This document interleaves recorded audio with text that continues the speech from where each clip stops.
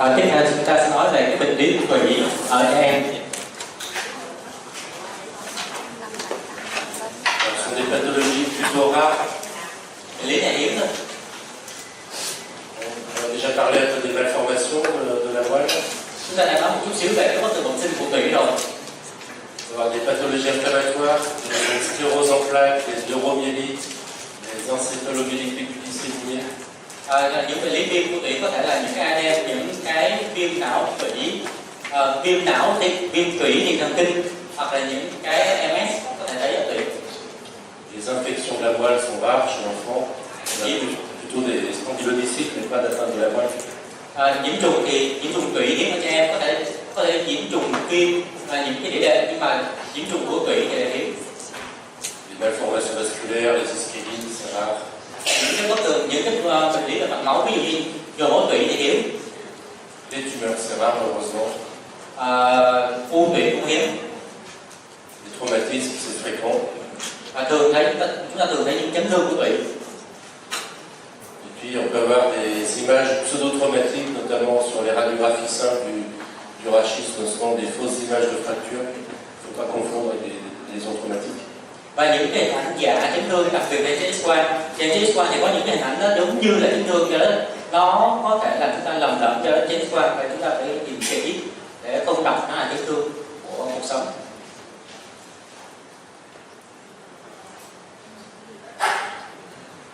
Alors, normalement, la boîte, elle s'arrête après en L1 et L2. Bình thường thì cái chóp tủy kết thúc ở căn mức phải là 1 hay là 2. Le code médulaire, il est pointu, normalement. Cái chóp tủy thì nó thon lại dần. Và nó nhỏ. Ici, le code médulaire, il s'arrête brutalement, il est pas pointu, c'est une grosse malformation. On appelle ça le syndrome de régression caudale. Còn trong trường này chúng ta thấy là gì đấy là cái tủy đi xuống, chúng ta không thấy là chóp tủy mà nó kết thúc một cách đột ngột và ngang ra. Thì khi thấy cái này nó là một cái bất thường bẩm sinh rất là nặng nề của tủy, nó nằm trong cái hội chứng không biết gì là cái gì, regression caudal là bất thường của cái mass caudal ở đích bên trong bầu đai. Thông thường sẽ có kết hợp với lại bất sản hoặc tiểu sản của xương cùng cụt.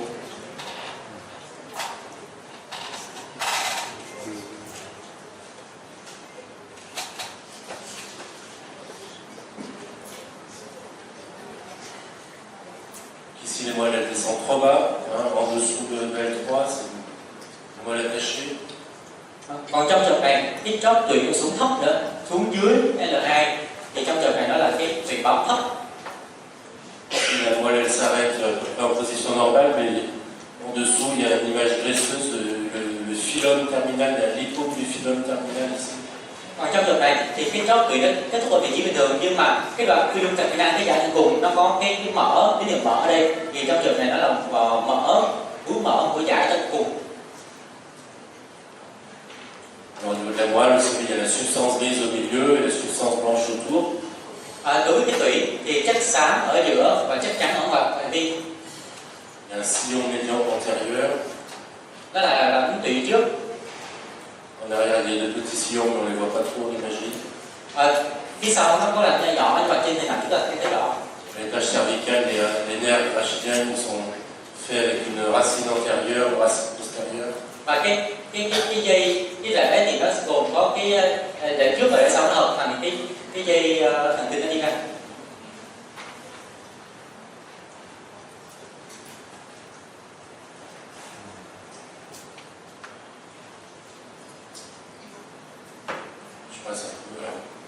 Pour explorer la moelle, chez le nouveau-né, le nourrisson, on commence par une échographie médulaire. Để khảo sát tủy thì đối với trẻ sơ sinh và trẻ nhũ nhi thì chúng ta sử dụng siêu âm để đánh giá cái tủy. Après l'âge de 3 ou 4 mois, les vertèbres elles s'ossifient pour faire l'échographie médulaire. Trước khoảng 3-4 tháng, trước 3-4 tháng thì do cái cung sau, cái mố gai của nó chưa khúc hóa, thì chúng ta sẽ siêu âm tủy rất là đẹp vào cái thời điểm này. Quand on peut plus faire l'échographie, à chaque fois qu'on suspecte une pathologie de la moelle, il faut faire une IRM.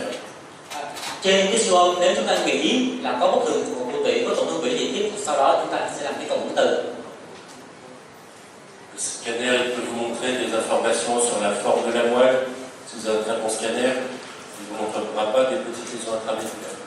Trên CT thì đối với tủy chúng ta có thể thấy được bất thường cái hình thái của cái tủy, nhưng mà những cái tổn thương nhỏ trong tủy chúng ta không thấy được. Chúng ta thấy được cái hình thái của cái tủy mà thôi. L'échographie médulaire, c'est simple aussi. Cái siêu tủy rất là đơn giản. Vous prenez une sonde de 7,5 MHz. Chúng ta sử dụng cái đầu dò lai niêm khoảng chừng 7,5 MHz. Ici, vous voyez le code médulaire qui s'arrête progressivement. La moelle, elle est hypoécogène. Và chúng ta thấy đây cái tủy đây, cái góc tủy nó xuống, nó từ nó nhỏ dần lại, và cái tủy thì nó sẽ là cái khô kén. Il y a une petite bande hypoécogène à l'intérieur de la moelle. On pense que c'est le fond du sillon médian antérieur. Và chúng ta thấy cái phần hơi hypoecogen này, đó là cái đáy của cái đoạn tủy trước. La moelle normale ne descend pas en dessous de L3, de L3. Và cái tủy bình thường, cái chóp tủy không bao giờ xuống quá tới L3. C'est pas toujours très facile de compter les vertèbres en échographie médulaire.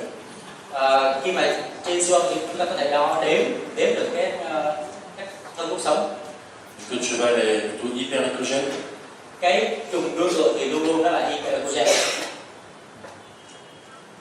Les indications d'échographie médulaire, ça peut être parce qu'on a déjà vu une suspicion de malformation de la moelle en anténatale.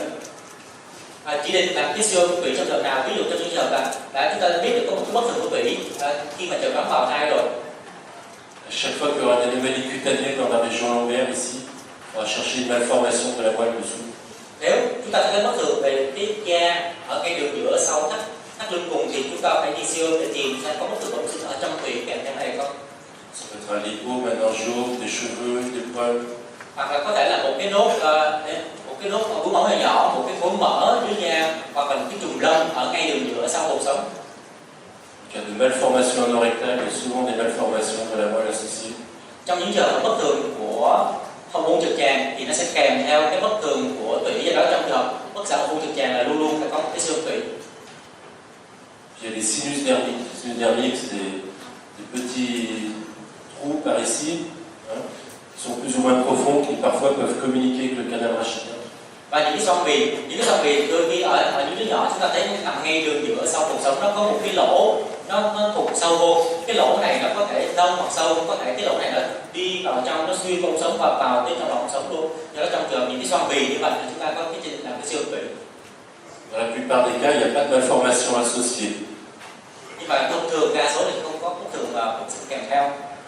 Si le petit trou il n'est pas très profond, s'il est à moins de 25 mm de l'anus, il n'y a pas besoin de faire d'imagerie pour chercher une malformation, parce qu'on n'en trouvera jamais. Do đó nếu cái xoang bì, cái khối sách, cái hố đó nó dưới 5 mm và nó nằm cách cái hậu môn dưới 25 mm thì thông thường trong trường hợp này không cần phải làm siêu âm gì hết, vì đa số hầu như nó không có bất thường kèm theo trong cái trường hợp cái xoang đó nó nằm ở vị trí này. Par contre, si le trou il est plus profond, ou c'est plus haut situé, ou s'il y a d'autres anomalies cutanées, il faut faire une imagerie. Commencer par une échographie médulaire, sinon il n'y a rien. Ngược lại những trường hợp khác, nếu cái xoang này nó nằm cao hơn hoặc nó kèm theo những bất thường khác ở da chẳng hạn, thì trong trường hợp này chúng ta phải đi khảo sát bất thường tủy không. Có thể chúng ta làm siêu âm hoặc chúng ta làm luôn một cộng tử cũng được. Voilà, on voit qu'il y a un problème. C'est un sphygme bifidal méloménagocèle, un caryatide 2. Thì cái này trong trường này nó là cái bifida và một cái khối khác biệt tủy mỏng tủy trong trường hợp là chiari 2. Des choses plus bizarres, la discodale, habituellement il y a des malformations associées à la moelle. Cái này hơi lạ, có cái đuôi, một cái khối mô thừa nó dính vô, thì trong trường này đa phần nó sẽ kèm theo là bất thường bẩm sinh của tủy ở bên dưới bên trong. La touffe de cheveux, c'est toujours la même pathologie dessous, c'est la diastématomyélie. Thì đối với trong trường này chúng ta thấy gì? Một cái đám lông ở da thì có thể kèm theo bất thường là tủy chẻ đôi ở trong lòng sống. Il y a le canal rachidien qui est séparé en deux par de l'os ou du cartilage. Ça coupe en deux la moelle elle descend trop bas, elle est attachée basse en dessous. Và trong trường này cái ống sống chẻ đôi thì cái lồng sống nó chỉ chia đôi làm hai khoang. Cái vách giữa lồng sống này có thể là xương hoặc là cái phần bổ sung, và cái tủy nó xuống thấp, nó cũng bị chẻ đôi ra luôn và nó bám thấp xuống phía dưới. Chaque fois qu'il y a une anomalie cutanée, vous cherchez une pathologie dessous. Đôi khi nó có những cái bất thường của sinh da này, chúng ta sẽ tìm có bất thường bẩm sinh của tủy bên dưới hay không. Chez l'enfant plus grand, ça peut être une asymétrie des fesses, une atrophie d'une fesse par exemple. Những đứa trẻ lớn hơn có thể là chúng ta thấy là bất đối xứng hai cái bông nếp bông nó không đối xứng thì lúc đó chúng ta đi tìm. Des troubles neurologiques, des membres, des pieds creux. Có thể có bất thường về có dấu hiệu thần kinh, bất thường về đi, hoặc là cái bàn chân nó bị bòn, bàn chân bị bòn quá mức, cái lỏng quá mức thì lúc đó chúng ta đi tìm có bất thường của tủy hay là không. Ça c'est un petit sinus dermique, il n'est pas profond, hein, mais quand il est profond, quand il est haut situé, quand il y a d'autres anomalies, vous cherchez une malformation de la moelle. Đây là một cái xoang bì, cái xoang bì này nhỏ hơn, nếu cái xoang bì này nó bụng hơn, nó nằm cao hơn hoặc kết hợp với những bất thường khác nào đó ở da ở vùng lưng này thì lúc đó chúng ta sẽ đi tìm xem là có bất thường bẩm sinh của trong lòng sống kèm theo hay là không. Parfois il communique avec le canal rachidien, il y a risque de méningite, d'abcès médulaire. Đôi khi cái xoang bì này nó có thể kéo dài vào tới trong lòng sống luôn, đó là cái nguy cơ gây ra một cái viêm màng não hoặc áp xe trong lòng sống. Qu'est-ce que vous pensez de ce patient? Các chị nghĩ gì về cái hình này?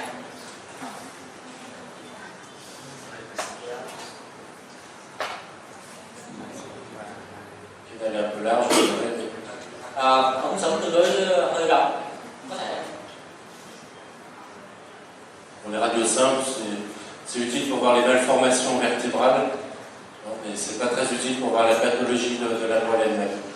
Đối với cái xoang này đôi khi nó có thể chúng ta thấy được những cái bất thường của cột sống, nhưng mà thật sự cái bất thường của cột sống này thì nó không rõ lắm. Còn vấn đề quan trọng là bất thường của tủy. Je ne me rappelle plus pourquoi j'ai mis cette diapo. C'est un peu bizarre, ça coupe. Je trouve que le sacrum il est dévié à gauche là, comme s'il y avait la génésie partielle du sacrum, je ne sais pas ce que c'est.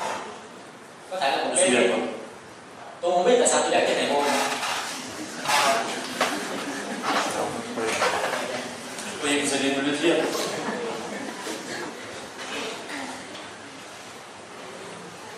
Alors l'échographie, c'est facile, on s'assoit, on regarde. Xưa thì là để cho chúng ta cho đứa nhỏ nằm và chúng ta đặt cái đầu dò dọc theo cột sống đứa nhỏ.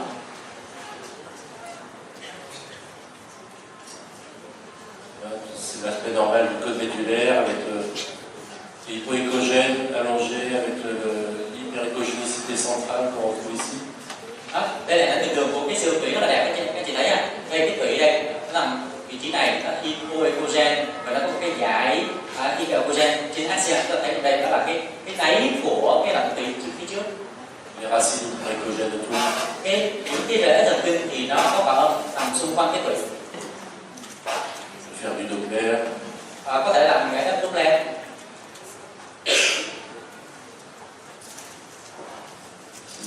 La moelle primitive.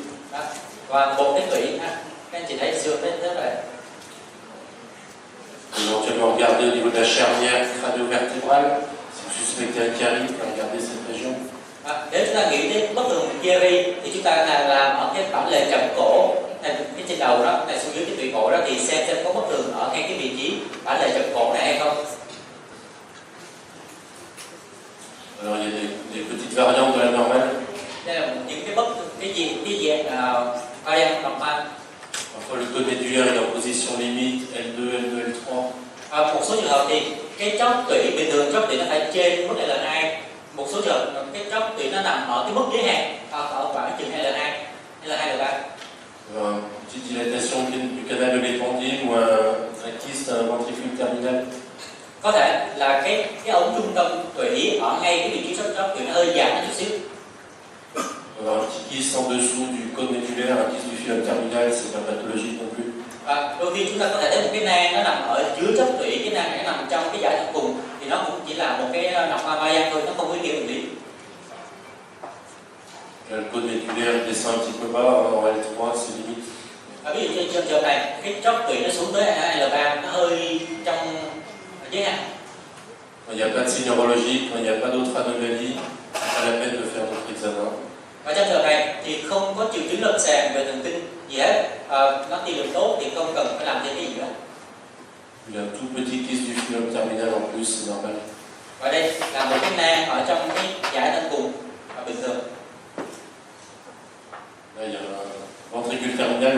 médulaire il est ici. Il y a une dilatation, un kyste dans le côte médulaire qui est plus étendu cette fois-ci vers l'arrière que vers l'avant. Đây là cái giãn của ống trung tâm tủy ở cái đoạn cuối. Người ta đôi khi người ta gọi là cái nằm thất nằm. Nó lật về phía sau nhiều hơn phía trước. La nôtre en IRM, c'est plus étendu en arrière qu'en avant. Đó là cái dạng ống trung tâm tủy đó, nó thường ở phía sau nhiều hơn phía trước. Ça, c'est pas pathologique. Cái này không có bệnh lý, không phải là bệnh lý. La kyste du phylum terminal, c'est pas pathologique. Nang của giải thận cùng cũng không phải là bệnh lý. Un autre. Trường hợp khác cũng là nang giải thận cùng. Après, il y a les vraies malformations. On a déjà parlé des malformations de Chiari type 2 avec les méningocèles. Đây là bệnh lý thật sự. Đây là cái Chiari 2 với bất thường ở hố sau kèm theo với lại cái thoát vị thủy bằng thủy ở vùng thắt lưng. Voilà, il y a le méningocèle, la moelle qui descend trop bas, le méningocèle, la moelle qui va laisser coller en arrière, on voit pas les limites de la moelle ici. Đây là hình ảnh của một cái thoát vị thủy bằng thủy trong trường hợp mà bất thường Chiari 2 thì đây là hình ảnh lâm sàng. Cái nhỏ ở đây chúng ta thấy là cái tủy này nó xuống rất là thấp, cái tủy xuống rất thấp nó bị thoát ra ngoài, và đây là cái túi màng tủy và chúng ta thấy cái tủy nó nằm ngay đây. Chúng ta không thấy được rõ cái tủy, đó là cái trường hợp này là cái thoát vị tủy màng tủy. On voit pas très bien, mais la zénimale cérébreuse descend trop bas, on voit pas la limite. Và trong trường này chúng ta thấy cái nhân từ não xuống rất là thấp. Là, c'est une échographie de la jonction crânio-vertébrale avec les zénimales cérébelleuses qui descendent en arrière de la moelle cervicale. Và đây là siêu âm cái vùng bản lề trong cổ, chúng ta thấy cái gì? Đây là cái tủy cổ, còn đây là cái hạt nhân từ não. Cái hạt nhân từ não xuống rất là thấp, nó nằm phía sau của cái tủy cổ. Đây là cái tủy cổ phía trước này, đây là cột sống. Là, c'est la méningocèle, la moelle qui descend trop bas, la méningocèle. Đây là cái tủy xuống rất là thấp và cái túi thoát vị phía sau.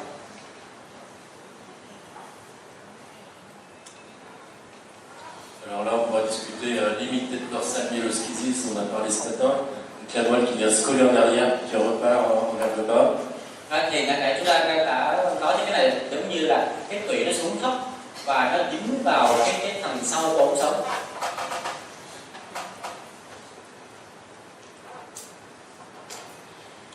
Alors là, il y a un sinus dermique ici, on voit très bien. Les méningocèles, la moelle descend trop bas, jusqu'en L5, là ici, méningocèle. Và trong giờ này chúng ta thấy cái gì? Đây là cái đường liên kết dạng trên này, trên T2 này, cái này trên T1. Thì đây chính là cái vị trí của cái xoang bì. Cái xoang bì nó kéo dài về phía trong. Và trong giờ này chúng ta có một cái túi thoát vị màng tủy ra ngoài và tủy bám thấp như thế này. Đây là tủy bám thấp, xoang bì và túi thoát vị màng tủy. Là, c'est une moelle attachée avec un lipome, c'est souvent associé. Il y a un lipome intracannulaire qui a le même signal que la graisse sous la peau en T1, en T2. Và trong trường này đó là cái tủy bám thấp kèm theo một cái lipome intracannulaire. Cái lipome này trong lòng sống, cái tín hiệu của nó sẽ giống như tín hiệu mở dưới da trên cả T1 và T2. Les chirurgiens aiment bien les opérer. Bác sĩ khoa thần kinh sẽ mổ bắt cái tủy này. Il n'est pas prouvé que ce soit utile de les opérer. Đúng. Il n'est pas prouvé que ce soit utile de les opérer. Và không có bằng chứng là mổ có hiệu quả hay không. Donc, quand les enfants ils ont des troubles sphinctériens, peut-être que c'est utile, autrement c'est pas symptomatique, c'est sûrement inutile. Nếu đứa nhỏ có cái biểu hiện của những cái rối loạn cơ bắp thì mổ bóc ra thì có thể có hiệu quả. Còn nếu mà đứa nhỏ không có triệu chứng gì thì mổ có hiệu quả hay không. Et puis quand on fait des contrôles, on voit que ça se rattache tout le temps. Và khi chúng ta làm cái cộng từ để kiểm tra sau khi mổ rồi thì luôn luôn chúng ta thấy này là gì là tủy bám thấp, là luôn luôn cái tủy xuống rất thấp, cái chóp tủy xuống rất là thấp.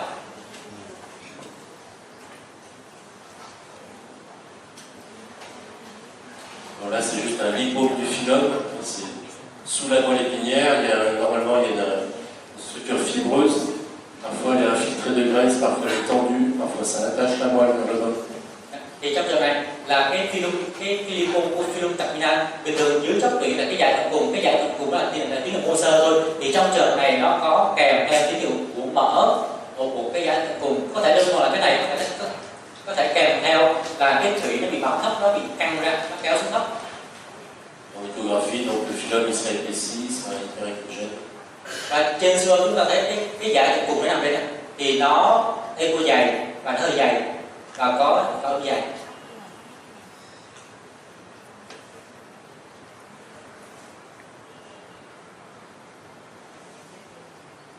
Alors les sinus dermiques, il y a un petit sinus dermique. Ici la moelle elle est attachée encore. Ici on a le cône médulaire, ici il y a la moelle qui vient se coller aux parois du cordon fibreux qui vient se coller aux parois du sac pleural. Và đây trong trường này nó là cái song bì, nó chặt vào trong đây. Cái song bì nó xuất phát từ da, nó có thể xuống, nó có thể kết thúc trong mô ở dưới da, có thể xuống sâu, có thể kết thúc ngay làm cái xương, và nó có thể chui vào lòng sống luôn. Và trong trường này chui vào trong lòng sống và nó dính vào mặt sau của tủy. Đây cái đường đi của cái song bì, nó dính vào đây cái tủy nó xuống đây và nó dính vào sau của tủy. Là c'est le schéma d'un sinus dermique, donc parfois ça communique avec le canal rachidien. Là chez cet enfant ça s'est compliqué d'un abcès intracanalaire. Và đây là cái biểu đồ cái các vẽ, và đây là cái song bì này có thể thông vào trong lòng sống, và trong trường này đứa nhỏ này nó bị biến chứng là cái áp xe ở trong lòng sống do cái sự thông thương từ ngoài vào trong này. C'est encore un lipome du phylum terminal en échographie. Trên siêu âm của một cái lipome của phylum terminal giải tận cùng. C'est une diastématomyélie, donc la moelle descend trop bas, puis on voit qu'elle est séparée en deux ici. Và đây là trường hợp là cái tủy chẻ đôi, và trên cộng từ chúng ta thấy là cái tủy xuống rất là thấp này, và cái trên siêu âm này chúng ta thấy là đây là cái tủy, hay đây là echo kém đây và nó bị chẻ đôi ra, một cái mắt nằm ở đây. Oui, parfois en coupe sagittale, c'est pas facile, on a l'impression que la moelle est attachée, mais qu'il n'y a pas d'anomalie, c'est un peu difficile, il faut bien regarder toutes les coupes. Đôi khi trên cái scan này rất là khó coi, chúng ta nghĩ là chỉ có cái tình trạng là tủy bóng thấp mà thôi. Do đó chúng ta phải coi cái gì? Coi cái lá cắt axial trên tất cả các vị trí, giá trên các vị trí. Thì có bóng trôi nào? Oui, il faut faire des coupes axiales par exemple, le moindre doute. En tout cas, quand il y a des cheveux ici, il faut toujours faire des coupes axiales pour chercher une diastématomyélie. Dạ đó. Khi mà chúng ta thấy cái bất thường này ở vị trí này, kèm theo phía sau này nó có cái chùm lông thế này, thì luôn luôn chúng ta làm những cái mặt cắt axial qua cái vị trí này để xem nó có tủy chẻ đôi hay là không. Ça c'est le syndrome de régression caudale, la moelle elle n'est pas pointue, elle s'arrête brutalement. Đây là cái syndrome regression caudal. Chúng ta thấy cái gì? Chúng ta thấy cái tủy này nó kết thúc rất là cao, là nó cắt ngang một cách đột ngột. Souvent une agénésie du sacrum. Ở bức sản của xương cùng. Des troubles neurologiques sévères.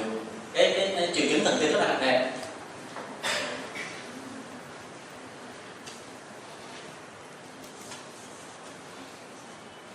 Alors là, il y a encore une moelle attachée qui vient s'attacher sur une masse lipomateuse, un kyste aussi, c'est un peu compliqué. Đây là cũng một trường phức tạp. Chúng ta thấy tủy xuống rất là thấp và nó dính vào một cái khối mỡ lớn ở vùng sau lưng. Une moelle attachée sur l'hypome. Đây là tủy bám thấp và có một cái khối lipoma trong lòng sống, nó dính vào cái tủy. Petite syringomyélie. Và nó có dạng ống trung tâm tủy. Ici, on a des choses bizarres, là, il y a une espèce de méloméningocète cervicale, c'est rare. Đây là hiếm rồi, đó là một cái túi cấp vị hoàng thủy ở vùng cổ, cái này có thể. Bien sûr qu'on a des lésions kystiques dans la région pelvienne, pensez aux tératomes sacro-coccygiens qui sont souvent kystiques chez le bébé. Nếu chúng ta thấy có một cái tổn thương dạng nang ở cái vùng tầng sinh môn và trước xương cùng như thế này, ở những đứa nhỏ thì trong đầu sẽ nghĩ đến coi chừng đó là một cái teratom trước xương cùng thông thường đó sẽ dạng nang. Habituellement, les lipomes ils sont dans la région lombaire ou lombosacrée, donc on va en avoir partout dans la colonne. Thông thường là cái lipome trong lồng sống đó, đa phần chúng ta thấy là ở thắt lưng, nhưng mà cái lipome trong lồng sống nó có thể nằm ở vị trí bất cứ vị trí nào trong ống sống từ trên cổ xuống hết. Il y a du T2, du T1, du T1 fat sat. Cái này là T2, cái này T1 và T1 fat sat. Une lésion intracanalaire qui a le même signal que la graisse, qui disparaît en fat sat, donc c'est de la graisse, c'est un lipome. Một cái tổn thương trong lỗ sống tín hiệu tương tự như là mỡ và xóa trên cái chuỗi xương phát sáp thì nó là khối mỡ ở trong lỗ sống. On a parlé des anomalies de Chiari type 2, où il y a une grosse descente des structures de la fosse postérieure proximale, la myéloménagocèle lombaire, et aussi le Chiari type 1, on voit plus chez le grand enfant et chez l'adulte. Chúng ta đã nói về cái Chiari type 2. Đối với Chiari type 2 thì nó sẽ là một cái tình trạng thoát vị của cái tiểu não chui xuống cái lỗ chậm kèm theo một cái khối thoát vị thủy hoặc thủy của thắt lưng, thì gặp ở trẻ sơ sinh. Còn có nữa là một cái Chiari type 1. Dans le Chiari type 1, il n'y a pas d'anomalie lombosacrée, il n'y a pas de voile attaché. C'est juste les animales cérébelleuses qui descendent trop bas dans le occipital, ils sont trop pointus. Trong cái Chiari type 1 thì nó sẽ không có cái túi thoát vị thủy hoặc thủy của thắt lưng, mà trong cái Chiari 1 này nó chỉ có bức tường hố sâu, đó là cái nhân tiểu não nó sẽ nhọn và nó chui xuống dưới lỗ chậm. Ça peut être associé à des malformations osseuses de la charnière radiovertébrale. Và nó có thể kết hợp với bất thường của cấu trúc xương ở bản lề chẩm cổ. Là, je pense pas qu'il y en ait. Et sinon, ça peut se compliquer de syringomélie aussi. Hoặc nó có thể chèn ép gây một cái biến chứng là khi rộng ống trung tâm tủy. Comme le liquide ne peut pas circuler autour de la moelle, il va passer dans la moelle, il va se former une cavité liquidaire dans la moelle, c'est comme ici, il y a une syringomélie, en fait très étendue. Vì cái hành nhân tủy não này nó chui xuống, nó chèn ép vào cái tủy, do đó cái dịch ở tủy nó không thể chạy xung quanh tủy được, lúc đó nó sẽ chạy trong ống trung tâm tủy ra, nó sẽ làm giãn ống trung tâm tủy ra. Trong trường hợp này là cái Chiari 1 kèm theo giãn ống trung tâm tủy. Parce que là, il faut opérer, il faut enlever un morceau d'os ici pour que le liquide passe mieux, et la syringomélie va diminuer. Trong trường hợp này phải mổ thì người ta cắt một phần xương ở cái vị trí này ra để làm rộng cái lỗ chậm ra. Khi mà làm rộng lỗ chậm ra thì sẽ giảm đi cái sự chèn ép của cái tủy, thì cái dịch não tủy xung quanh tủy này nó sẽ di chuyển dễ dàng hơn, và cái rộng môn trung tâm tủy này nó sẽ được hồi phục. Voilà, le Chiari type 1, qui n'est pas très marqué, on voit que les aminales descendent un peu bas, un peu pointues, une syringomélie. Và đây là một cái Chiari 1, chúng ta thấy cái gì? Chúng ta thấy cái hành nhân tiểu não nó nhọn và nó chui xuống này. Hành nhân tiểu não nó nhọn và chui xuống thấp kèm theo cái rộng môn trung tâm tủy. Éventuellement faire des séquences sensibles au flux de LCR, c'est pas très utile. Và chúng ta có thể làm cái chuỗi xung nhanh với là dòng chảy. Đó, thì trong trường này để đánh giá cái dòng chảy ở trong trong ống trung tâm tủy. Il y a du flux de LCR dans la cavité syringomélique qui risque de s'étendre. C'est un argument supplémentaire pour opérer. Cái này, cái yếu tố này để góp phần vào cái chẩn đoán để mà phẫu thuật. Voilà, un autre Chiari, je pense, c'est une syringomélie en tout cas. Voilà, on voit bien le Chiari ici. La syringomélie, là, c'est une séquence T2 sensible au flux du 3DT2, dont le liquide rouge qui apparaît en noir. On voit qu'il y a du flux dans la nuque, par exemple, et aussi du flux dans la syringomélie. Đây là hình ảnh của một cái Chiari 1. Thì đây cái chuỗi xung đây về nhanh cái dòng chảy thì chúng ta thấy được cái hình ảnh dòng chảy trong cống máu thấp đây. Và kèm theo cái dòng chảy ở trong lòng của cái ống trung tâm tủy. Quand il y a du flux en cavité, il risque de s'aggraver, il faut opérer. Nếu thấy cái hình ảnh không có cái dòng chảy trong ống trung tâm tủy thì là nặng, đó phải mổ.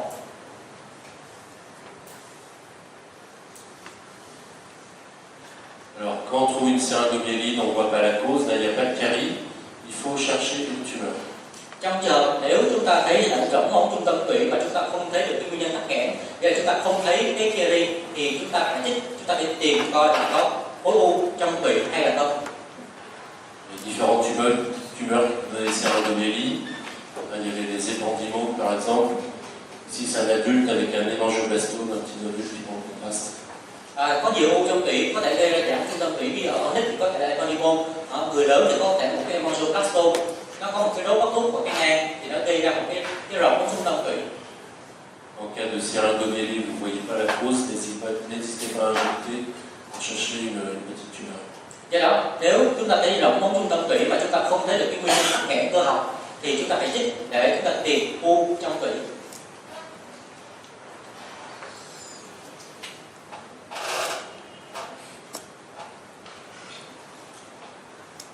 Qu'est-ce que vous pensez de cet enfant? Các anh chị nghĩ gì về đứa nhỏ này? 2 ans, constipation. 2 tuổi, táo bón. Il y a surtout de l'air dans l'intestin. Trong ống tiêu trong ruột ứ hơi rất là nhiều. D'autres anomalies sur la ST,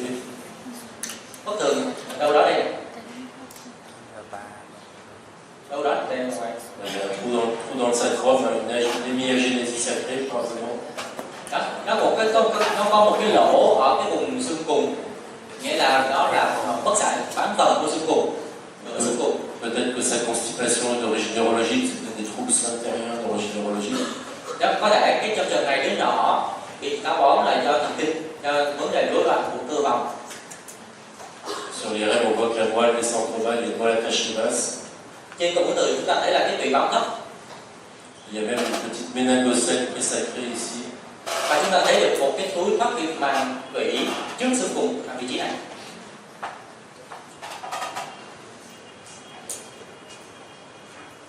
Alors, on a déjà vu ici les ordres. Là, c'est un patient, il y a, sur les radios simples, il y a un élargissement du canal rachidien. Một đứa nhỏ trên cái quang cổ điển có thấy gì? Có thấy giãn rộng là một sống này.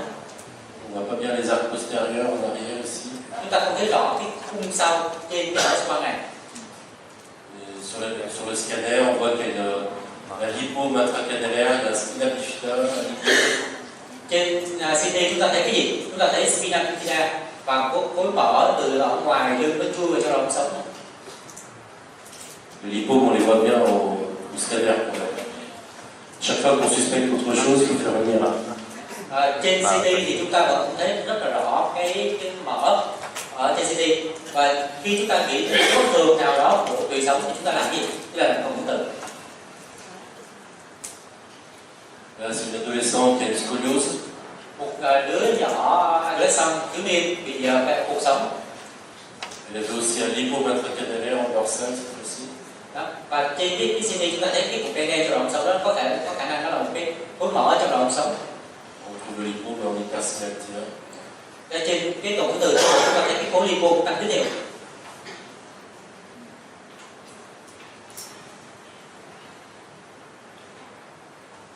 Qu'est-ce que vous pensez de celui-ci? Các anh chị nghĩ sao về này? Giống như cái đứa này. On a déjà vu. Ta thấy rồi. Bon, ça c'était les malformations. Đó là cái khúc về bất thường bẩm sinh của tủy. Après, il y a des signes d'atteinte de la moelle qui sont acquis, qui peuvent être aigus ou chroniques. Nếu Les myélopathies aiguës ou chroniques. những cái bệnh lý khác của tủy có thể là cấp và mãn. Parmi les causes de maladie chronique, il y a les malformations. À chaque fois qu'il y a une moelle attachée, c'est en gomélie, il y aura des signes de souffrance de la moelle. Nếu những cái đứa nhỏ nó có cái triệu chứng về tủy mãn tính thì một trong nhóm nguyên nhân có thể là gì? Có thể là những cái bất thường bẩm sinh, có thể là những cái tủy bóng thấp, hoặc là những cái chèn ép tủy. Des maladies génétiques, des atrophies spinales progressives, où en imagerie on voit rien du tout. Hoặc là những bệnh lý di truyền, đó là bệnh lý sơ teo tủy. Thì những bệnh lý sơ tủy như vậy thì trên hình chúng ta không thấy cái gì hết. Il y a des compressions d'origine osseuse. Có thể là nguyên nhân chèn ép từ xương. Par exemple, dans l'achondroplasie, des enfants qui sont trop petits, nains, difformes, il y a souvent des sténoses du occipitale, des canaux lombaires étroits. Và có thể là những cái trường hợp là loạn sản xương, ví dụ như là achondroplasie. Achondroplasie là những đứa chú lùn đó, thì lúc đó là mất loạn sản tại xương thì cái lỗ chậm rất là hẹp, đồng thời cái ống sống rất là hẹp, sẽ chèn ép tủy. Différentes maladies osseuses constitutionnelles, dysplasie, spondyloepiphysaire. Và có nhiều cái nhóm trong cái bệnh lý mất loạn sản xương do di truyền. Il y a les causes d'instabilité C1, C2. Và có thể là những bệnh lý về nó mất vừng của C1, C2 nó gây chèn ép tủy. Les malformations charnières crânio-vertébrales, la trisomie 21, l'arthrite chronique juvénile. Có thể là những cái bất thường bẩm sinh của cái bản lề chậm cổ ở trong trisomie 21, hoặc là những cái bất thường của C1, C2 trong những cái đứa bị viêm đa khớp dạng thấp thể thiếu niên. Puis il y a les myélopathies de coupe d'installation brutale, d'installation subaiguë en quelques heures, quelques jours. Và tiếp theo là cái nhóm bệnh lý tủy mà có thể triệu chứng nó xuất hiện một cách đột ngột, hoặc triệu chứng xuất hiện bán cấp trong vòng vài giờ hoặc vài ngày. Bon, bien sûr, il y a les causes traumatiques, les contusions médulaires, les sections moelles traumatiques. Có thể là chấn thương thì có thể là dập tủy hoặc là đứt tủy. Les ruptures de malformations vasculaires, les cavernos, des hématomyélies, les malformations artério-veineuses peuvent saigner dans la moelle. Có thể là những cái bất thường bẩm sinh của tủy nó gây ra nhồi máu tủy, hoặc là nó đi những cái xuất huyết ở trong những cái bất thường mạch máu, những bất thường dị dạng mạch máu nó gây xuất huyết. Rarement on peut avoir des ischémies médulaires chez l'enfant. Hiếm khi chúng ta thấy cái thiếu máu nhồi máu tủy. Ils ont donné un déficit neurologique brutal associé à des dorsalgies, des douleurs. Cái nhồi máu tủy này nó gây cái tình trạng là liệt cấp, xuất hiện đột ngột với nhỏ kèm theo đau lưng. Dans les causes subaiguës, on peut avoir des pathologies inflammatoires comme la sclérose en plaques, l'encéphalomyélite aiguë. Trong cái trường hợp mà số triệu chứng bán cấp có thể là viêm thì có thể là sơ cứng rải rác hoặc là ADEM. Par contre, on a des myélites virales, il y a la poliomyélite, avec la vaccination, on n'en voit pas beaucoup. Il y a d'autres virus comme des infections virales de la moelle. Hoặc là trong cái nhiễm trùng thì thông thường chúng ta gặp cho siêu vi, thì cái bại liệt thì chúng ta không gặp nữa, tại vì cái bại liệt bây giờ đã chích chủng ngừa rồi, thì còn các nguyên nhân khác có thể gặp như là CMV hoặc herpes, nó gây ra một cái viêm tủy cho siêu vi. Les parasites, la cysticercose, la toxoplasmose, le Lyme, la bilharziose. Có thể là do ký sinh trùng. Bilharziose, je ne sais pas si on est au Vietnam, il y en a un peu en Chine. Cái con này thì nó ở Trung Quốc, thì con dung chỉ dung lương vậy đó. Il faut avoir des épidurites infectieuses, surtout sur les spondylocytes. Đôi khi có thể là những cái viêm ở ngoài màng cứng do vi trùng. Puis par des tumeurs de moelle, des tumeurs intradurales extramédulaires. Và tiếp theo có thể tổn thương là một cái u này có thể trong tủy hoặc u trong màng cứng ngoài tủy. On va voir un peu la pathologie inflammatoire. Đầu tiên chúng ta xem lướt qua về những bệnh lý viêm. La sclérose en plaques est assez rare chez l'enfant. Au Vietnam, c'est assez rare, et dans le sud du Vietnam, c'est encore plus rare, je crois. Cái sơ cứng rải rác này hiếm ở trẻ em, hiếm ở Việt Nam, và ở Việt Nam còn hiếm hơn nữa. Il y a des causes génétiques et des causes de climat. En Europe, c'est pareil, il y a plus de sclérose en plaques dans le nord que dans le sud de l'Europe. Vậy tại sao tôi nói là cái nguyên nhân có thể là do thứ nhất là về di truyền, và cái thứ hai là về do khí hậu. Ở bên Pháp là cái vùng phía Bắc nước Pháp là nó sẽ nhiều hơn cái vùng phía Nam. Nước Pháp là cái vùng phía Bắc phía trên đó nó lạnh hơn, và phía Nam thì nó nóng hơn. Chắc là Việt Nam cũng vậy. Mais il y a des pathologies qu'on voit en Asie, qui sont fréquentes en Asie, qui sont rares en Europe. Et inversement, la sclérose en plaques, c'est fréquent en Europe, rare en Asie. Có những bệnh lý thì gặp nhiều ở dân châu Á, ít gặp ở dân châu Âu. Ngược lại, có những bệnh lý gặp nhiều ở dân châu Âu mà ít gặp ở dân châu Á. Les pathologies qui sont fréquentes en Asie, le moya-moya, c'est plus fréquent en Asie qu'en Europe, par exemple. Ví dụ như cái bệnh lý moya-moya thì gặp ở dân châu Á mình nhiều hơn là dân châu Âu. Chez les adultes, l'ossification du ligament vertébral commun postérieur, cervical, c'est fréquent en Asie. Chez nous, c'est rare, on n'en voit jamais presque. Ví dụ cái bệnh lý là vôi hóa của dây chằng dọc sau thì ở cái dân châu Á mình gặp rất là nhiều vôi hóa dây chằng dọc sau, trong khi ở châu Âu thì rất ít gặp cái vôi hóa dây chằng dọc sau. Plusieurs choses comme ça. Nó có thời là vậy.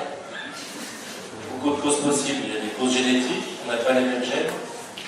Le climat, il y a peut-être les infections, c'est pas les mêmes. Il y a peut-être des virus qui favorisent certaines pathologies qui sont ici, qui ne sont pas chez nous, et inversement. Có thể nguyên nhân có thể là do di truyền, cái nhóm gen ở Việt Nam, ở châu Á, châu khác nhau, có thể do khí hậu nó khác nhau, có thể do nhiễm trùng thì cái con nhiều con siêu vi khác nhau ở những vùng nó gây ra những tổn thương khác nhau. Bref, chez nous, la sclérose en plaques, c'est fréquent, et ici, ở bên châu Âu, bên đó thì cái sơ cứng rải rác là nhiều, nhưng mà ở bên châu Á là ít.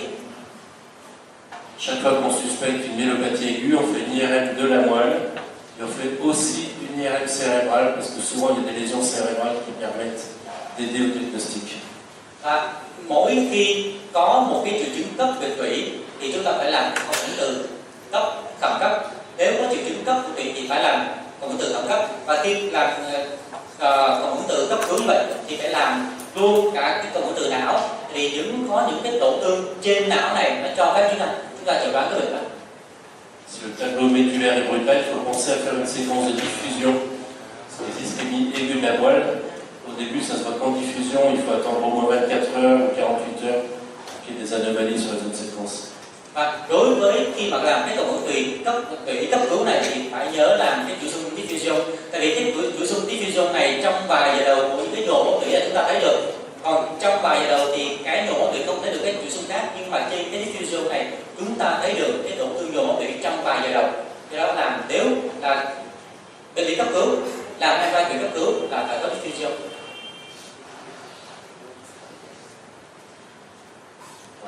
Lésions de sclérose en plaques. Les lésions de sclérose en plaques, souvent, c'est des petites lésions. Ils font la hauteur d'un corps vertébral, mais pas beaucoup plus. Những cái tổn thương xơ cứng rải đá, những tổn thương xơ cứng rải thì nhiều tổn thương trong tủy, những tổn thương nho nhỏ trong tủy, và những cái tổn thương này cái chiều cao nó không vượt quá 1 trong đốt sống. Habituellement, il n'y a pas de gros effets de masse. Và không có hiệu choáng chỗ nhiều. Une prise de contraste, mais elle est modérée souvent. Và có thể bằng thuốc tương phản nhẹ thôi. La sclérose en plaques, une fille de 15 ans, c'est surtout vers l'adolescence. La lésion, elle fait à peu près un corps vertébral, un petit peu plus. Và đây là cái xơ cứng rải đá ở những đứa trẻ lớn chút xíu gần như thiếu niên, thì cái tổn thương nó rải rác trong tủy và cái chiều dài tổn thương đó tương ứng bằng dưới 1 thân đốt sống, nó không có dài quá thân đốt sống. Cette fois-ci, c'est une neuromyélite optique, c'est une autre maladie inflammatoire démyélinisante, mais qui va toucher à la fois la moelle et les nerfs optiques. Một bệnh lý khác đó là bệnh lý viêm tủy và liệt thần kinh. Nó cũng là một bệnh lý viêm của tủy chất chắn, thì trong trường này có tổn thương của tủy và tổn thương của cái thần kinh này. C'est une maladie auto-immune de différents anticorps. Đây là một cái bệnh lý về tự miễn dịch. Les lésions sont souvent plus étendues que les lésions de sclérose en plaques. Là, ça fait 4 ou 5 corps vertébraux. Và trong trường này cái tổn thương của tủy thì nó sẽ lan dài hơn so với cái MS, thì cái tổn thương của nó có thể lan dài 4 năm thân đốt sống, còn cái MS thì 1 thân đốt sống trở xuống mà thôi. La voie clinique est sévère, souvent il y a des gros symptômes médulaires. Và lâm sàng rất là nặng, có thể cho một cái hội chứng tủy rất là nặng. Là encore une grosse lésion neuromyélite optique, la moelle est toute blanche entre deux, ça prend un peu le contraste. Đó, một cái trường hợp viêm tủy thì chúng ta thấy cái tổn thương tủy rất là lan tỏa, rất là nhiều, rất là dài, và có thể bắt thuốc tương phản. Il y a souvent des lésions des nerfs optiques. Và luôn chúng ta thấy cái tổn thương của đa phần có thấy tổn thương của thần kinh thịt.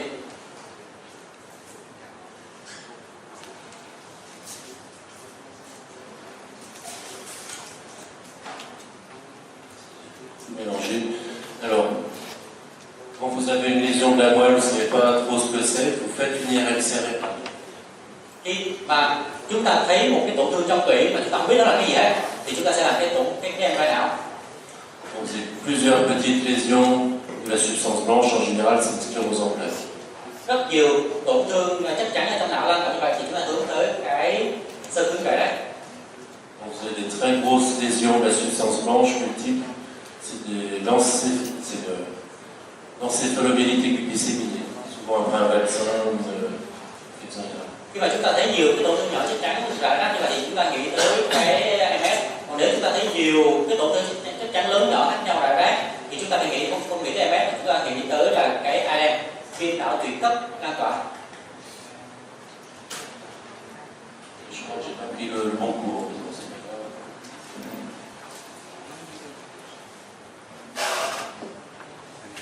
L'encéphalomyélite aiguë disséminée, des grosses lésions de la substance blanche et des lésions aussi étendues de la moelle épinière. Cái ALM thì nó có những cái tổn thương chất chắn rất nhiều mổ tổn thương trong chất chắn rải rác khác nhau, nó sẽ tăng thêm và nó có thể có thuốc tương phản kém. Và những cái tổn thương này nó sẽ là không có hiệu choáng chỗ, tổn thương trong não và kèm theo tổn thương trong tủy. C'est assez fréquent chez l'enfant. En tout cas, chez nous, à Lyon, on en voit assez souvent des encéphalomyélites aiguës. Và thường gặp ở trẻ con. Cái này nó sẽ xuất hiện sau khi chuyển đường, là sau khi nhiễm siêu vi. Habituellement, il y a des grosses lésions de la substance blanche. Parfois, comme ici, c'est des lésions plutôt de la substance grise. Thì thông thường đối với các anh em là tổn thương chất trắng, nhưng mà đôi khi anh em nó cũng có tổn thương của chất xám luôn. Ví dụ trong trường này là tổn thương của vỏ não.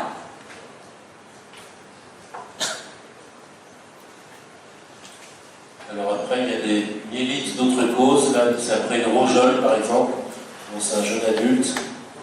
Il y a des lésions hypersignal T2 discrètes de la moelle épinière. Tiếp theo có thể viêm tủy do các nguyên nhân khác, ví dụ như viêm tủy do cái sởi thì gặp ở những người trẻ tổn thương tăng tín hiệu nhẹ rải rác trong tủy. Parfois on ne trouve pas la cause, on parle de myélite transverse. Myélite transverse, c'est une grosse lésion de la moelle.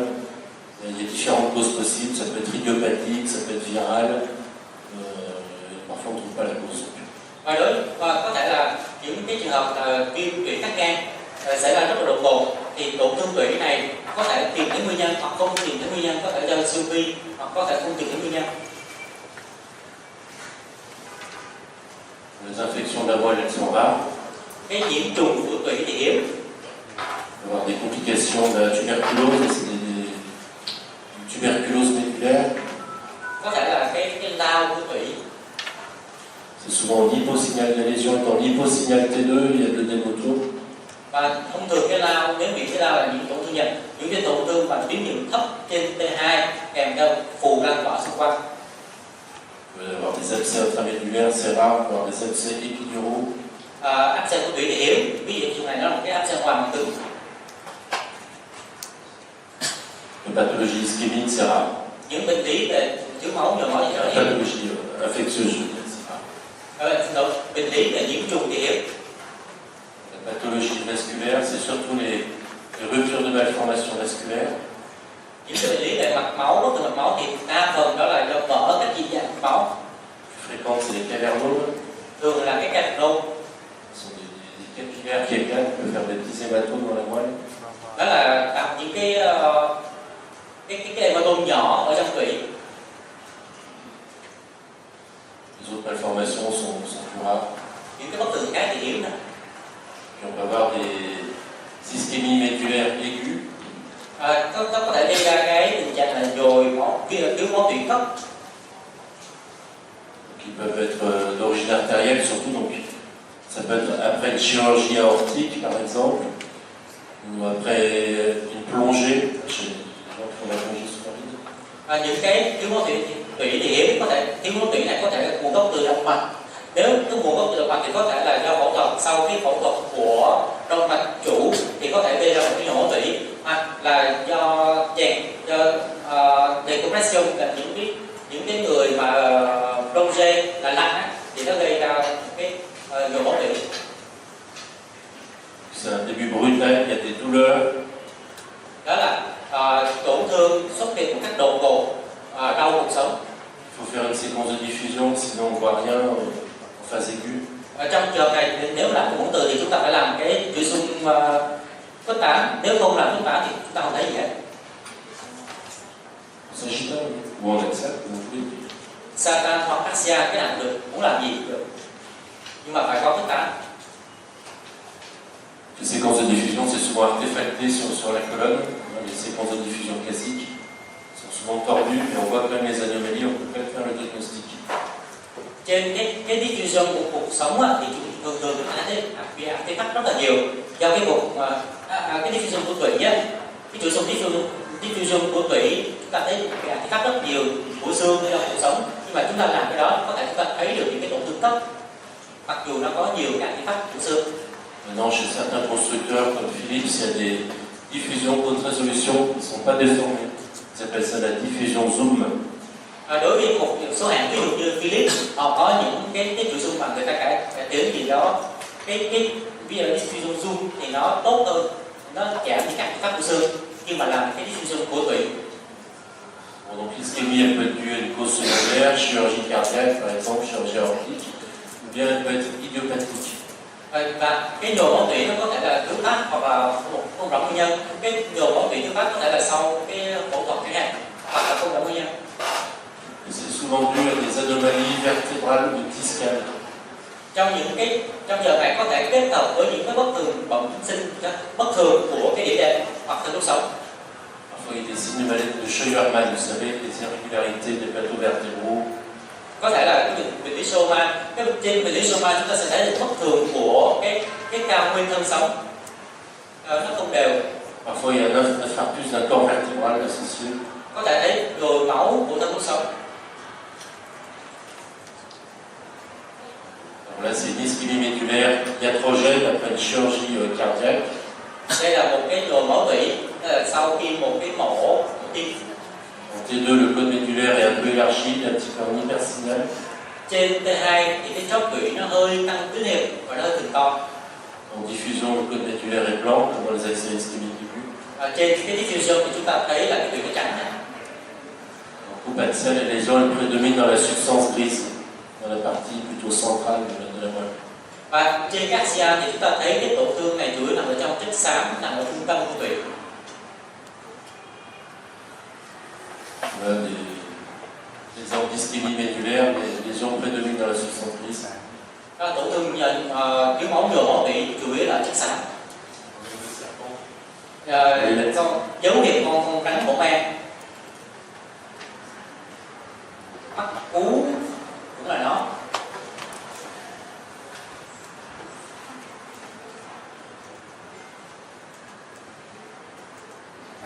Parfois, on a des grosses malformations vasculaires, ces malformations artérioveineuses, avec des vaisseaux dilatés autour de la moelle, une moelle en hypersignal T2. Và đôi khi nó là những cái bất thường bẩm sinh, bất thường của di dạng mạch máu. Ví dụ trong trường này nó là một cái di dạng trong cái mạch, chúng ta thấy rất là nhiều cái mạch máu dạng lớn xung quanh tủy và còn một cái tủy phù nó trắng lên. Il faut faire une artériographie, une embolisation. Trong trường này chúng ta phải làm cái chụp mạch máu để tuyến tắc. Alors, dans des fissures artérioveineuses avec des vaisseaux dilatés autour de la moelle, dans la moelle. Và trong trường này đó là một cái giò trong cái mạch, chúng ta thấy dạng lớn mạch máu quanh tủy và nằm trong tủy. Alors, il faut bien connaître par contre les artefacts de flux de liquide céphalorachidien qui sont fréquents chez l'enfant derrière la moelle dorsale, ça c'est normal.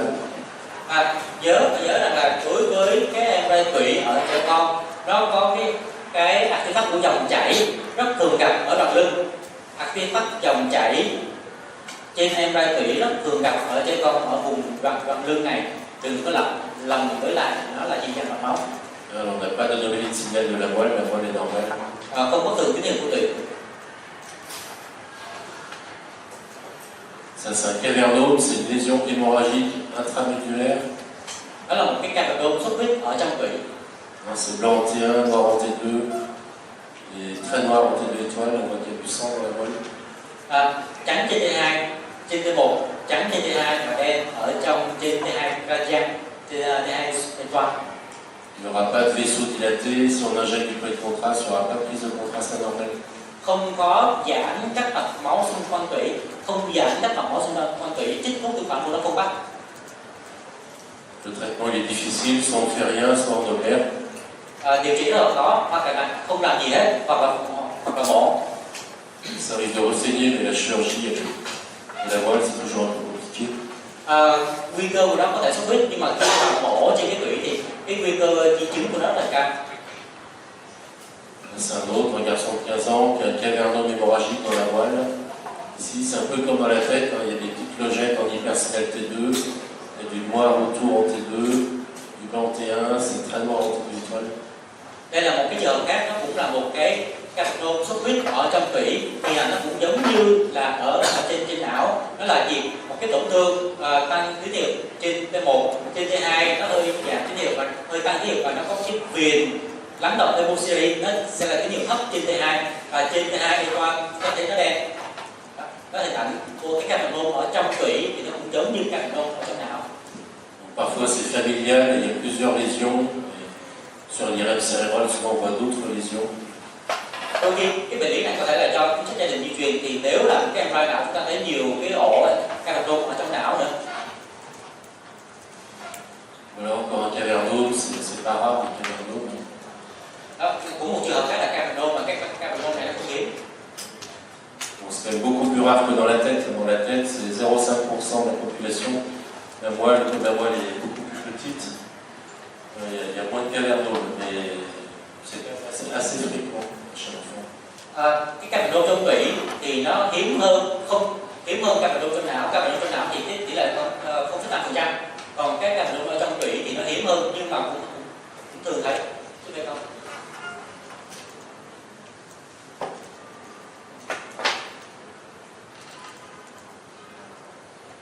Ça c'est pour les pathologies ischémiques et hémorragiques. Après il y a les tumeurs intramédulaires. Bây giờ chúng ta chuyển sang cái u tủy. Donc c'est rare les tumeurs intramédulaires de l'enfant, heureusement. Rất là may mắn là u tủy ở trẻ em có thể ít. Les radios, ça sert à rien. C'est souvent interprété comme normal, même quand elles sont pathologiques. X-quang cuộc sống thì không có ý nghĩa gì hết. Đa phần là chúng ta đọc là bình thường, mặc dù nó không bất thường. La plupart des enfants qui ont des tumeurs du moelle, ils ont eu des radios simples. On a dit c'est normal, c'est normal, c'est normal.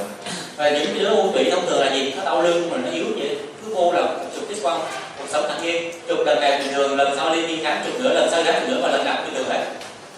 Le canal vaginal est un petit peu élargi, peut-être que les pédicules sont un peu érodés. Mais aussi le diamètre antéro-postérieur du canal il est peut-être un petit peu large, c'est difficile. Có thể chúng ta thấy cái gì? Chúng ta có thể thấy là cái ống sống hơi rộng chút xíu. Chúng ta thấy hình hai chân cung nó hơi bị chèn ép, nó hơi bị bào mòn cái chân cung chút xíu.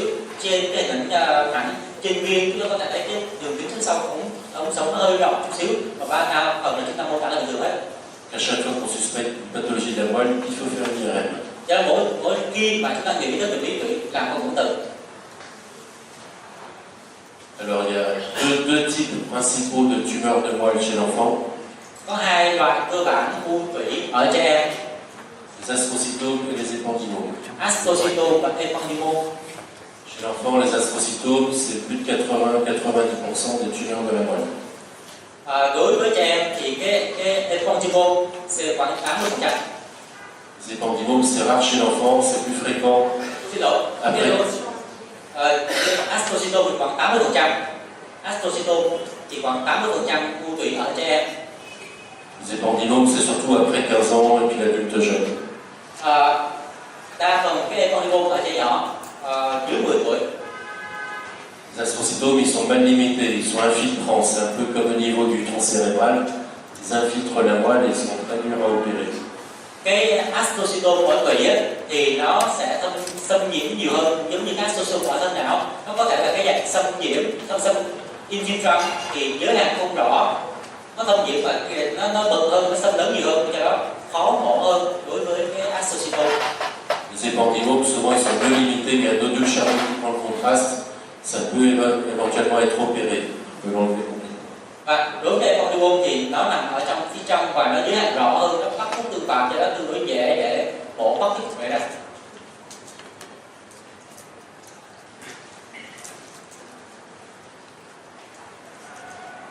Ça, c'est un astrocytome du cône médulaire, avec une lésion intramédulaire qui élargit la moelle. On voit plus liquide autour de la moelle, il y a une prise de contraste. Đây là một cái astrocytome ở vùng chóp tủy, thì chúng ta thấy cái tổn thương nằm trong chóp tủy, nó phồng to cái chóp tủy là nó chèn ép cái quan dịch ở tủy, quanh tủy, và cái tổn thương này nó bắt thuốc tương phản một phần. Encore un astrocytome du cône médulaire ici, il y a une prise de contraste hétérogène. Nó cũng là một cái astrocytome ở chóp tủy mà bắt thuốc tương phản không đồng nhất. Encore un astrocytome, c'est les tumeurs de moelle les plus fréquentes chez l'enfant. Là astrocytome vùng ngực. Parfois ils sont très étendus, parfois ils atteignent toute la moelle chez l'enfant. Đôi khi nó có thể lan tỏa rất rộng, có thể kéo dài toàn bộ tủy ở trẻ em luôn. Souvent ils sont pas très bien limités, la prise de contraste elle est hétérogène. C'est pas toute la tumeur qui prend le contraste. Thông thường thì nó rất là rộng và nó giới hạn không rõ và bắt thuốc tương phản không đồng nhất, không phải toàn bộ cái tổn thương bắt thuốc tương phản, có vài đốt bắt thuốc tương phản, chứ không phải toàn bộ cái tổn thương sẽ bắt thuốc tương phản. Les astrocytomes ils sont plutôt excentrés, ils sont pas dans le centre de la moelle, alors que les épendymomes ils sont plutôt au centre de la moelle. Và cái khác biệt đó là cái astrocytome thì là tổn thương lân tâm, còn cái ependymome là tổn thương nằm ở trung tâm tủy, còn cái astrocytome là tổn thương lân tâm. Les épendymomes, c'est plutôt les enfants plus grands. C'est rare avant 15 ans en fait. Ça dépend des séries, mais c'est rare avant 15 ans. C'est favorisé par la neurofibromatose type 2. Và cái ependymo trong tủy thì thông thường ít khi nào ở đứa trẻ nhỏ, thông thường đứa lớn trên 12 tuổi, và cái ependymo đó thì thường có thể chúng ta gặp trong cái bệnh cảnh NF2. Il y a souvent un nodule tissulaire qui prend fortement le contraste, puis souvent des kystes autour, parfois des remaniements hémorragiques. Và cái ependymo thì tổn thương nó sẽ là một cái nốt trong trung tâm tủy bắc tổn thương động mạch, nó có thể cái tổn thương dàn nang xung quanh đó, và đôi khi trên cái đầu trên và đầu dưới của cái tổn thương đó nó có cái viền đen của do sự xuất huyết, cái lắng động hemosiderin ở cái cực trên và cực dưới của cái tổn thương. Un autre épendymome, là c'est un jeune adulte, il y a un nodule bien limité qui prend le contraste. Và một trường hợp khác cũng là ependymo ở đứa trẻ lớn, thì chúng ta thấy một cái nốt bắc tổn thương động mạch với hành đỏ. Ça peut s'opérer plus facilement que les astrocytomes. Trường hợp này thì mổ dễ hơn so với lại astrocytome. Alors on peut avoir des épendymomes en dehors de la moelle au niveau de la queue de cheval, ils sont plus fréquents chez l'enfant. Qua một cái khác ependymo, nhưng mà ependymo này nó nằm ngoài tủy, nó nằm ở trong cái trùng đuôi ngược thì gặp nhiều ở con nít. Comme c'est en dehors de la moelle, c'est plus facile à opérer. Giống như trong tủy thì trong những cái ependymo này mổ tương đối dễ. C'est des lésions tissulaires de la queue de cheval qui prennent fortement le contraste. Một cái khối tổn thương mô, tổn thương tuyến niệm mô trong chóp ở cái đuôi trùng đuôi ngược bắc tổn thương động mạch. On voit souvent des vaisseaux dilatés autour de la moelle, ici on devine un petit peu. Chúng ta có thể thấy cái hình ảnh của giãn cái mạch máu ở quanh tủy. Un autre, c'est un peu toujours la même chose. Và trường hợp khác luôn luôn nó hình ảnh giống nhau như vậy. Encore un autre, parfois il y a 2 ou 3 localisations. Và một trường hợp khác, nó có thể một hoặc hai khối ở vị trí khác nhau. Encore un. Les autres tumeurs de moelle, c'est rare. Những cái u khác ở tủy thì hiếm lắm. Les hémangioblastome, j'ai jamais vu chez l'enfant. Thì angioblastoma tôi chưa bao giờ thấy ở trẻ con hết. Donc ça, c'est une série chinoise, ils ont 30 cas ou plein de cas d'hémangioblastome. Đây là một cái báo cáo lưng tàu để thấy angioblastoma trong tủy. Ça, c'est un hémangioblastome chez l'adulte, donc il y a un nodule charnu qui prend fortement le contraste. Đây là một cái angioblastoma ở người lớn, đó là một cái tổn thương dạng nốt bắc tổn thương phản rất mạnh. Des vaisseaux dilatés dans la lésion. Có giãn mạch máu ở trong tổn thương. Souvent il y a un gros œdème intramédulaire, même si aussi un glomérie. Và thường kèm theo cái phù tủy lan tỏa rất nặng, và có thể kèm theo cái rộng của trung tâm tủy. Notre hémangioblastome chez l'adulte, c'est toujours pareil, il y a l'adulte qui prend le contraste, souvent un gros œdème, c'est très hypervasculaire, là on voit les vaisseaux qui vont vers la tumeur. Và cái angioblastoma ở người lớn cũng vậy, thì nó là một cái đốt tổn thương ở trong tủy, nó tổn thương phản rất mạnh và kèm theo phù tủy lan tỏa. Và chúng ta sẽ thấy được cái mạch máu, và nó được tôi nói rất nhiều trên cái chuỗi xung và dynamic ấy. Chúng ta có thể thấy cái mạch máu, một cái nhánh mạch máu nó vô, nó cấp máu trong cái tổn thương đó. Les hémangioblastomes, ils peuvent être isolés ou arriver dans la maladie de Fanny-Pollindo. Cái angioblastoma nó có thể là xuất hiện đơn thuần đó của nó, hoặc đa phần có thể nằm trong cái tình cảnh là Fanny-Pollindo. Fanny-Pollindo, on peut avoir des tumeurs du pancréas, ici du pancréas, des kystes rénaux qui sont des lésions peu précancéreuses, des cancers du rein. Đó, trong cái buổi video này chúng ta có thể thấy những cái u ở trong tủy hoặc những cái tổn thương ở trong thận. Thì những cái tổn thương trong thận này nó là những tổn thương tiền ung thư, nó có thể phát triển thành những cái ung thư ở thận. Les hémangioblastomes, quand ils sont petits, touchent la face postérieure de la moelle. Ils ne sont pas jamais en avant, ils sont à la face postérieure de la moelle. Cái hemangiom thì đa phần nó nằm ở mặt sau của tủy, nó nằm mặt sau của tủy chứ nó không nằm mặt trước của tủy. Ils sont plus fréquents dans la fosse postérieure, dans le cervelet, la face postérieure du bulbe, que dans la moelle. Ils sont rares en sustentarium. Đối với angioblastoma này thì cái vị trí nó đa phần nó nằm ở vùng dưới lều, hiếm nào nằm ở tầng trên lều lắm, và ở vùng hố sau nhiều hơn ở tủy, và ở hố sau nó có thể nằm trong đường não, hoặc nó nằm sau mặt sau của hành tủy, mặt sau của thân não của thân não, chứ không phải nằm mặt trước. Cũng giống như tủy sẽ nằm ở mặt sau.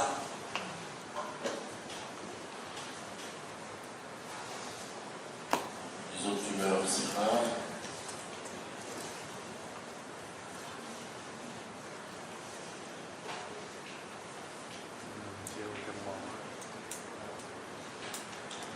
peut avoir des tumeurs intradurales extramédulaires. Chúng ta sẽ coi những cái khối u nằm trong màng cứng nhưng mà ngoài tủy. Ça sera surtout des schwannomes, et surtout dans la neurofibromatose, mais ça peut être isolé. Khi mà những khối u trong màng cứng ngoài tủy như vậy thì đa số nó là xondôn. Cái xondôn này nó có thể là đơn thuần, đơn độc nó xuất hiện hoặc nó nằm trong cái bệnh cảnh hai lớp 2.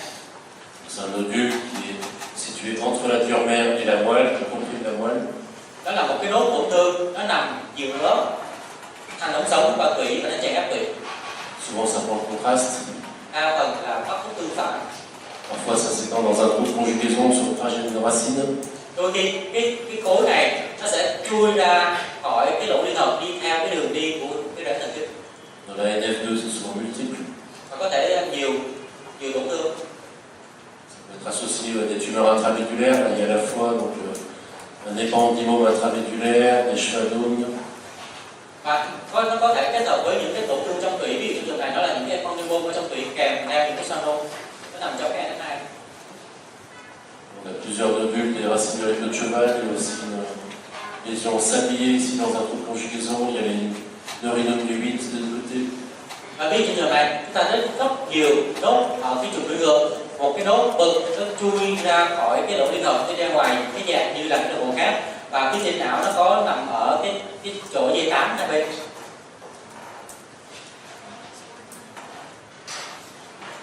Bien sûr, on peut avoir des métastases intracanalaires, de méduloblastome, des pendymomes, tout ça, c'est des métastases. Và tổn u ở trong ống sống ngoài tủy có thể gặp là những cái di căn theo màng nhện, di căn theo đường truyền máu tủy của những u ống sau, ví dụ như là ependymome, medulloblastome ống sau nó gây di căn xuống dưới tủy.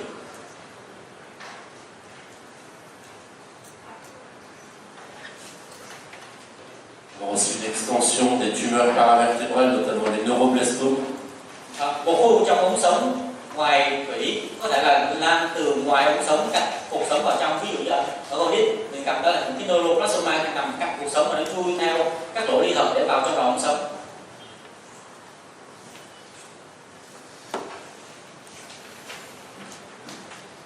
Ça va jusque-là? Các anh chị thấy ổn chưa? On peut arrêter là, je pense, sur la pathologie de la moelle. Les traumatismes, c'est comme chez l'adulte. Pour les lésions médulaires, c'est comme chez l'adulte. Tổn thương chấn thương tủy thì cũng giống như người lớn thôi. Si vous voulez, on fait une pause, après on parle un peu de la pathologie de l'os, des vertèbres. Et je vous montrerai les variantes de la normale qui ressemblent à des fractures. Thì cái tổn thương tủy cũng giống người lớn trong trường này, có ở con nít, đặc biệt nó có những cái nọc Havaian của cuộc sống mà nó giống chấn thương, thì chúng ta phải nhìn vô chúng ta biết đó là cái nọc Havaian chứ không phải là chấn thương của cuộc sống.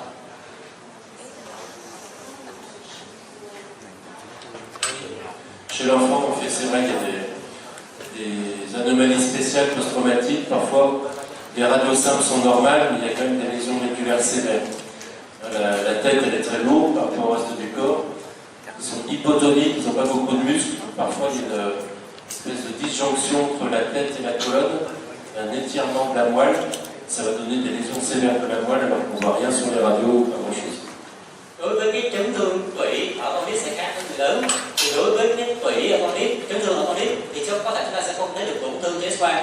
Chụp X-quang chúng ta thấy không có tổn thương cuộc sống gì hết. Nhưng mà bên trong tủy nó có những cái tổn thương rất là nặng. Ví dụ ở con nít cái cổ của nó, cái đầu nó bực, nó nặng hơn so với người lớn. Đồng thời những cái cơ ở cổ nó yếu, cho nó di động rất là nhiều.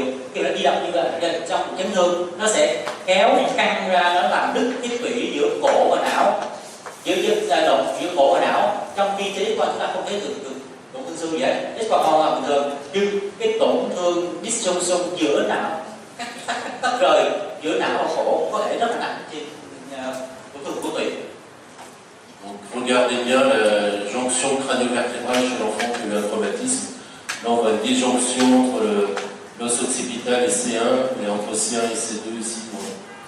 Đó, trên cái vùng cổ chúng ta phải nhìn rất là rõ kỹ những bất thường. Ví dụ trong giờ là disjunction nó gần như là muốn chặt khớp, nó tách ra giữa cái gì, giữa cái lỗ chậm và C1 và giữa C1 và C2. C'est souvent associé à des lésions médulaires très sévères. Và thông thường là kết hợp với lại cái tổn thương tủy rất là nặng. La pause. Chúng ta nghỉ giải lao chút xíu